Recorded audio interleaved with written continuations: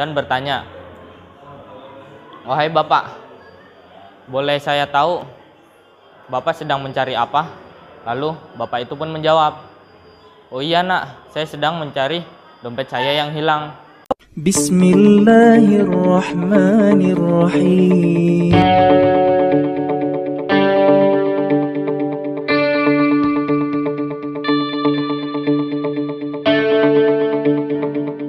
Bismillahirrahmanirrahim. Assalamualaikum, merdeka. Perkenalkan, nama saya Dafarid Nawal Madani Akbar dan Muhammad Saif Amiruddin sebagai kameramen saya. Di sini saya akan berstorytelling yang dengan judul Kebaikan yang Ditunda. Seperti apa kisahnya? Simak baik-baik. Kisah diawali dengan seorang pemuda yang sedang menjalani kuliahnya. Suatu ketika, si pemuda ini pulang dari kampus dan berjalan menuju rumahnya. Lalu ia melihat sebuah dompet di sebuah tempat duduk di pinggir jalan. Lalu ia pun mengambilnya dan menyimpannya. Lalu ia berinisiatif pergi ke pos polisi untuk memberikan dompet tersebut. Ketika sedang dalam perjalanan, ia melihat seorang bapak-bapak yang sedang kebingungan mencari sesuatu. Lalu pemuda ini pun menghampiri bapak tersebut dan bertanya, "Wahai Bapak, boleh saya tahu Bapak sedang mencari apa?" Lalu bapak itu pun menjawab, "Oh iya nak, saya sedang mencari dompet saya yang hilang. Apakah kamu melihatnya?" Lalu pemuda itu pun menunjukkan dompet yang ia temukan. "Apakah seperti ini Pak dompetnya?" Lalu bapak itu pun terkejut dan berterima kasih. "Oh iya, ini dompet saya. Terima kasih nak, kamu menemukannya di mana?" Lalu pemuda menjawab, "Saya menemukannya di tempat duduk seberang jalan Pak." Setelah berbincang lama, akhirnya pembicaraan kan usai dan si pemuda ini berpamitan, "Yaudah Pak, itu aja. Saya ingin beristirahat dan setelah saya kuliah." "Oh, Bapak itu pun pos dulu." "Yaudah Pak, dari itu saja, saya juga ingin melanjutkan ingin mengerjakan tugas saya." Terus bapak itu pun berkata, "Oh iya nak, terima kasih.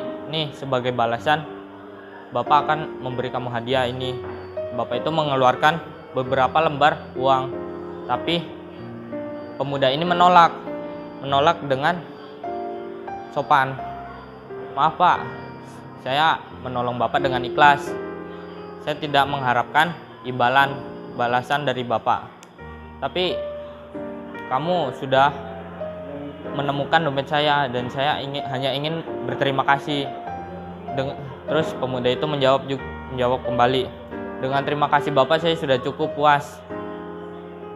Terus simpan saja uang itu untuk Bapak." Lalu sang bapak ini memberikan nama, alamat, nomor telepon, dan tanda pengenalnya pada si pemuda ini. "Nanti ketika kamu lulus kuliah, kamu cari alamat ini dan temui saya." Lalu pemuda ini pun menerima itu. Hari demi hari berjalan.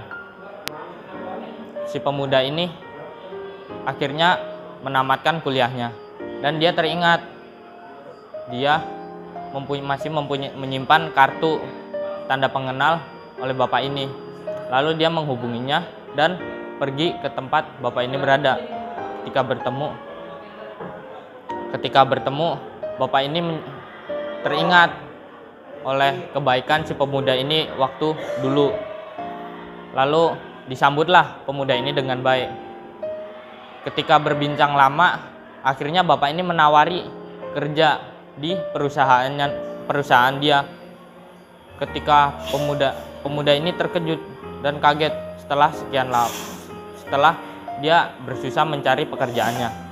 Lalu ia sangat berterima kasih kepada bapak ini. Lalu setelah beberapa hari bekerja, sang bapak melihat cara kerja pemuda ini, dan dia sangat disiplin, terampil, kreatif, pokoknya best. Lalu bapak ini pun memanggil sang pemuda ke kantor dia. Lalu sang bapak bilang ke pemuda ini, kamu saya naikkan jabatan menjadi ketua di bagian A ini.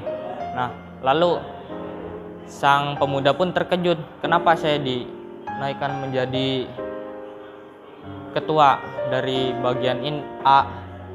Lalu bapak bilang, saya sudah melihat sifat kamu, kerja kamu, terus sopan santun, semuanya jarang ada orang seperti kamu.